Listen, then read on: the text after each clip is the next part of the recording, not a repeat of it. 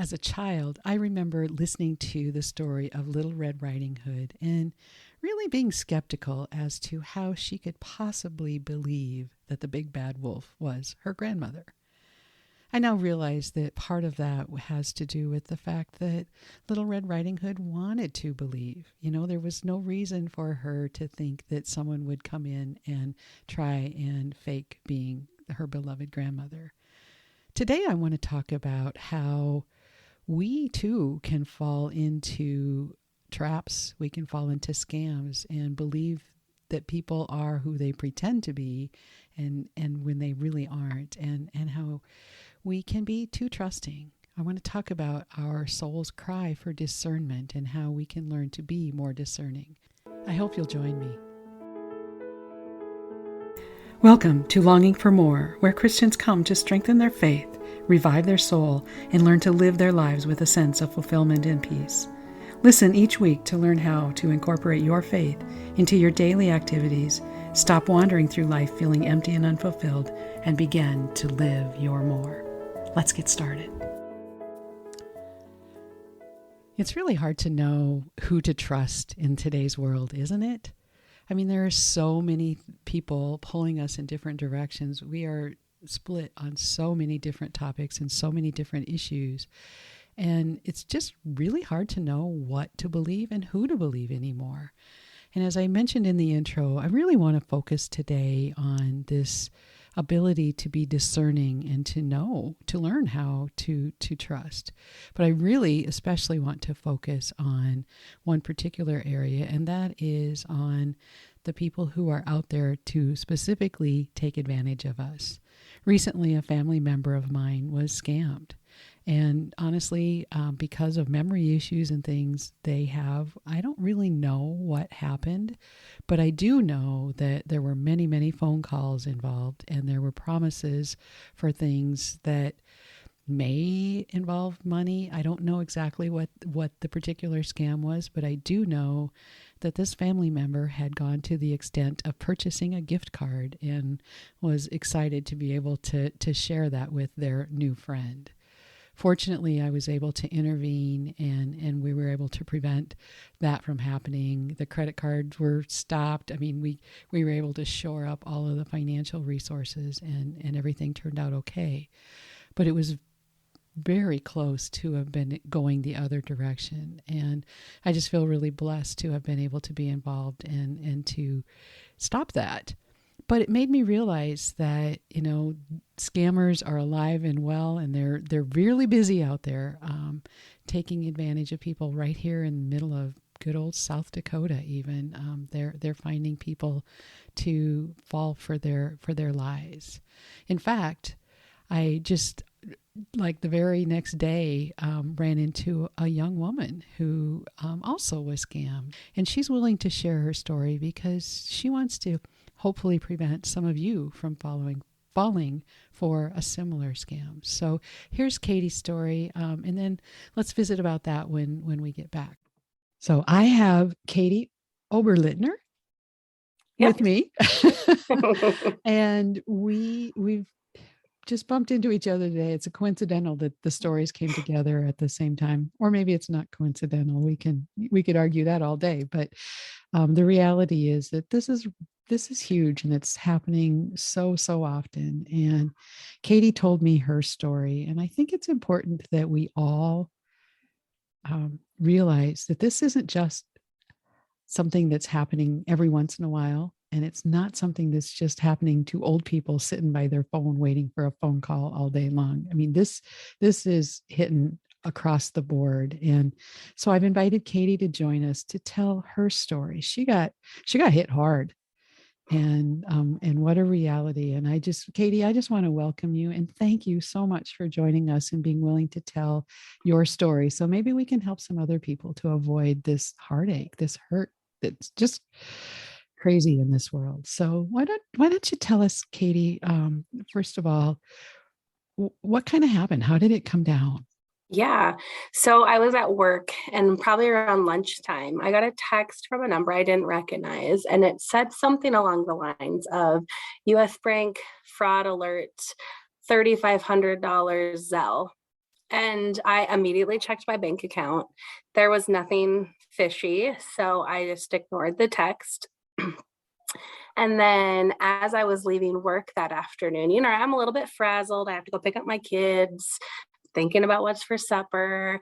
I'm walking out the doors of my, job, and I got a phone call. And on the caller ID on my cell phone, it popped up as the caller, US Bank. So I answered it, knowing about the text that I received earlier in the day. I answered, and, he said, "Hi, my name is," excuse me, "Emmanuel. I'm from US Bank Fraud Department. Do you have a minute to talk?" And I said, "Yeah, absolutely." And he said, "Hey, we are calling because your account was flagged.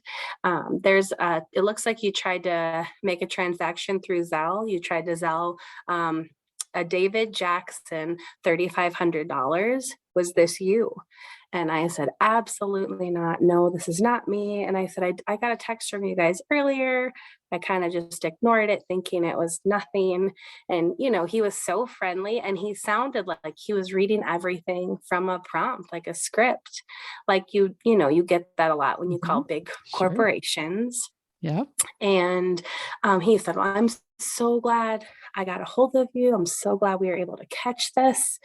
And he said, "So it looks like the Zelle payment already went through. So what we're going to do is we're basically just going to push the payment back to you and put a stop on it. So do you have a minute?" And I'm like, "Yes, of course."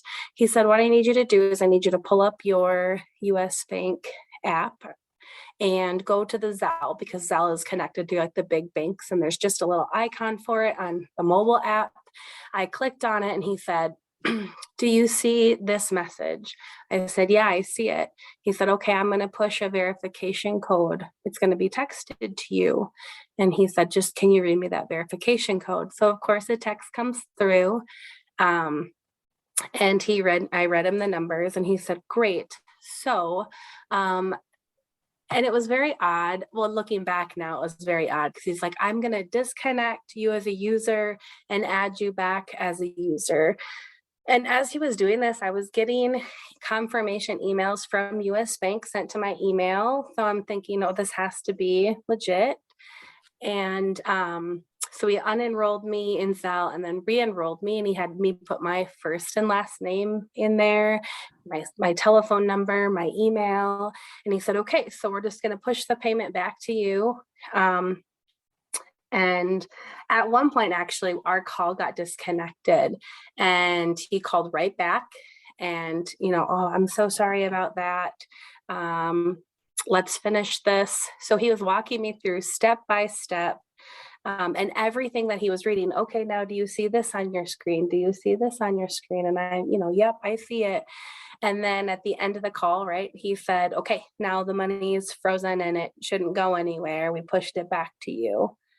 And then, I thanked him profusely. And, we hung up. I ended up going to the grocery store. And as I was checking out, I just had this, like, I don't know, not urge, but like almost like somebody was calling me to check my bank account. And I did, and all the money was gone. $3,500 was completely gone, and it posted right on my account like a Zelle payment, which is just what he walked me through. And I had called the bank right away after I noticed what happened, and they were like, "Yep, this is a pretty well-known scam right now." And I'm thinking, well, it must not be well known because your customers don't know about it. Right. And so they walked me through, the claim. And here I am, kind of like terrified, because I willingly, I mean, not actually willingly, but I gave this man Yeah. the money. And because he had me change my name, it looked like on their end, I made a Zelle payment to myself in another account. Because he like totally set up another account. Oh So my here I am, goodness. panicked that they're gonna think I'm involved with this. And but they did reassure me, like, this has been going on. And so I filed a claim, and it's been 4 or 5 days and I still don't have my money back. They said about 7 to 10 business days and I would know something, but it can take up to 45 days for them to actually go through, their Yeah. investigative process. And in the meantime, I don't have the money and somebody else does. Ugh, And yeah, what a horrible, horrible feeling. yeah. I'm so sorry that you're going through this. I can't even say you had to go through this because you are going through this as we speak. Mhm. And Yeah. it just, for me, it's unfathomable that people would take advantage of our good spirit and our, I mean, to to put somebody in a position like that is just crazy to me. And Right. so I guess the question that I have, so you've had 4 or 5 days to think about this, and Hmm. what I'm assuming the bank maybe gave you some tips or whatever, but what would you do differently if this happened again today? What how would you handle it Yeah. differently? As terrible as it sounds to say, I just would be not very trusting of these phone calls. They did tell me, the bank told me that they kind of operate the same way that the IRS does, and they'll never call you if there's fraud on your account.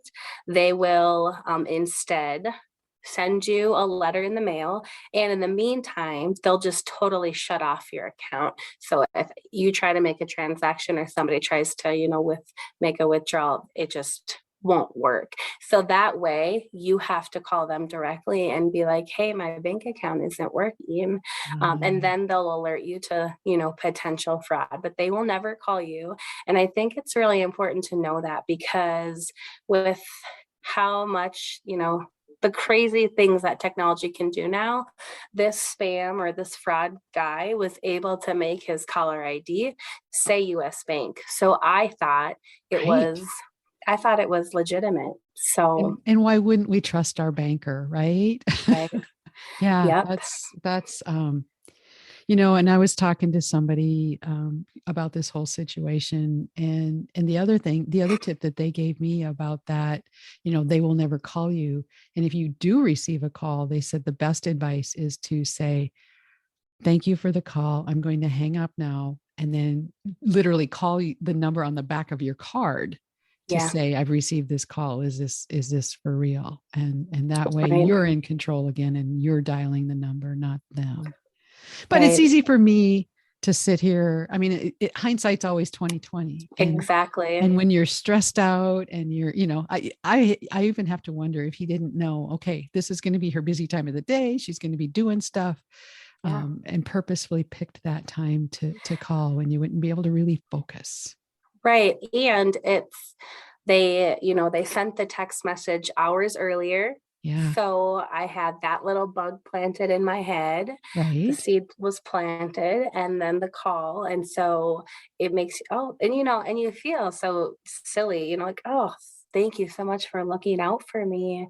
But really it was the total opposite. And now, we're not even just, I have, we have a family, we have 2 little kids, and our bills don't stop just because the money's not there. And so, in addition to trying to get the money back and working with the bank, we also have no access to even an online portal to see our activity, because they totally shut everything down for security purposes. And we have bill people that will probably try to get bills out of our automatic, and they're not going to, so we're having to try to go back and see what all the bills that we need to call, and daycare. Hey, if you Yep. try to push anything through, you're not going to get the money. I actually had our internet company call us today because we tried to push a payment through the morning this happened, and they called to say, hey, we did not, it got declined. And having to explain to everybody, it's a Yeah. lot. Yeah. And I think part of the thing, I appreciate you coming forward and talking about this publicly, because I think a big part of their thing is too, is that aspect of they hope that you'll feel ashamed and won't tell anybody that you were scammed. I guess it's Hmm. not just spam anymore when they actually Yeah. walk away with it. But shame plays a huge part in it. And in our society today is, that's kind of, we're trying to stay away from being embarrassed by any way. So I just really appreciate you telling this story. And I can't help but believe that others will learn from this. And then again, the story about my dad that I will have already told at this point. But it's sad when we've gotten to the point in the world where the people we should be able to trust, we don't even know if they are who they pretend to be. And it's like when I think about the situation with my dad, this person obviously knew they were talking to an elderly person, so they invested a ton of time just making friends with him. And by the Mhm. time we caught it, and everything was good, but I could tell that my dad was kind of like, so he's going to get in trouble, isn't he? And I'm like, yeah, I hope so. If they catch him, he is. And I could tell he was conflicted because this guy was so nice to him. And what's even more heartbreaking is we're pretty sure that the guy told him not to talk to us, and that we were going to try and take his money and to not listen to us. And so he's just so confused, doesn't know who to trust or who to believe at this point. And fortunately, he's going along with us, and I think we're all good there, but we never really know for sure. And there, you never know when somebody else is going to try again. So we just have to always have our guard up. Yeah, and I think you hit like the nail on the head when you said it's kind of you feel I was so incredibly embarrassed. Yeah. I was so I was mortified to tell my husband, Oh, right? And yeah. just it's because you feel like everyone's first reaction is like, how could you have let that happen? And it honestly happened so fast before and it is incredibly embarrassing, but I also feel like you said, the more we talk about it, right? Because the old scams that people used to fall for, they don't do anymore because people are aware. Right. So the more that we say, hey, this is a new scam, and get it out there, that hopefully the Yeah. less people will fall victim to it. We just have to always have our guard up. So I am praying that all of your money will be redeposited into Thank your you. account. And I just thank you so much for sharing your story. And before we sign off, do you have any last words of advice for people that are listening today? I think, you touched on it earlier. I think the biggest thing is just um, I'm 32 years old, and you hear about all these frauds and scam alerts, and typically you think it happens just with, older folks, Mhm. um, just because they are so trusting, and they don't. Yeah, it's just not how the world they grew up in now. And so, but I thought I would never fall I'm smart, I'm Yeah. highly educated. This would never happen to me because I'd be able to catch it. But just know that they're not just prying on older Right. people. It's everybody, and just to look out for one another. Yeah. Don't be afraid to talk about it, but also, yeah, like Yeah. Well, look and, out. and the technology is so different because they can send an email that looks like it's from US Bank. Yeah. They're literally using their phone number. I don't know if you've ever actually received a call from yourself, but I mean it's weird. I don't know how they do that, but Yeah. it's so some of the things that they can do is just incredible. So we just have to always be on guard. And it's a shame that we do, but Mhm. that's the world today. And I know that we want to believe the best in people, and I think there are a lot of people that we should be able to do that, but unfortunately we can't with everybody. So Absolutely. Yeah. anyway, well, all right, thank you so much, Katie. I appreciate your time and your honesty, and I just know that there are going to be people that are going to be more aware because you come forward and told your story. So thank you so I much. appreciate you having me. Oh, anyway, God bless, and let me know. I want to know if that money I was will. deposited. I, I'll I celebrate will. right along with you. Yes. Sounds good. Awesome. Take care, my friend. All right. All right. Sounds good. Thank Yeah, you. thank you. Bye Bye bye. bye. Scary, isn't it? I was mortified to think that someone had been able to chip away and get into my father's trust the way that they were. And the thing that struck me as I was going through all of this, though, is that we get so upset and so excited when somebody's after our financial resources, but then we don't even question it sometimes when people are chipping away at our very souls. People are telling us lies all over the place, and our world is just believing them right and left. They are taking us away from God's truth and convincing us that the things that they're telling us are more trustworthy than God's word. And I just want to take us to 2 Timothy here for a minute, because this cry for discernment is real. And here's the verse in 2 Timothy. For a time is coming when people will no longer listen to sound and wholesome teaching. They will follow their own devices and will look for teachers who will tell them whatever their itching ears want to hear.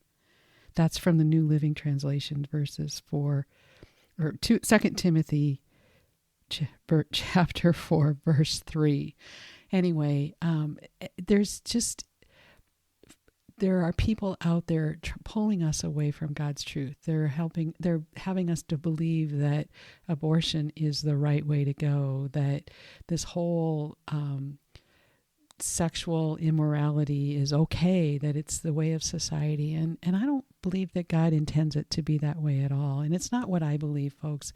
It's what his living word says. And so we're being duped all over the place. And honestly, when I think back to the story of Little Red Riding Hood, that big bad wolf is alive and well, and he's just roaming around throughout the world trying to lure us away from the good, wholesome lives that God intended us to live. So I just want to leave you with that thought. Where are we being too trusting, and how could we trust God more and use him to help us be more discerning in our lives? Obviously, through prayer and through the word is the way that we will find the truth that God wants us to live. So I'm just going to leave you with that, and I encourage you to stop back next time when we start shifting our focus towards God and aligning with his will. I hope you'll come back for that. In fact, if you haven't already, I would encourage you to subscribe to the show on your favorite platform so that you will get it when it's released. I just want to thank you so much for stopping by today. I know how precious your time is, and it means so much that you are here. If you like this episode, please share it with a friend who may benefit from Katie's story and my dad's story, because we just need to support one another and help protect one another, not just our finances, but our very souls. So thank you again for stopping by. And until next time, I pray that you will go, you will be blessed, and that you will always, always live your more.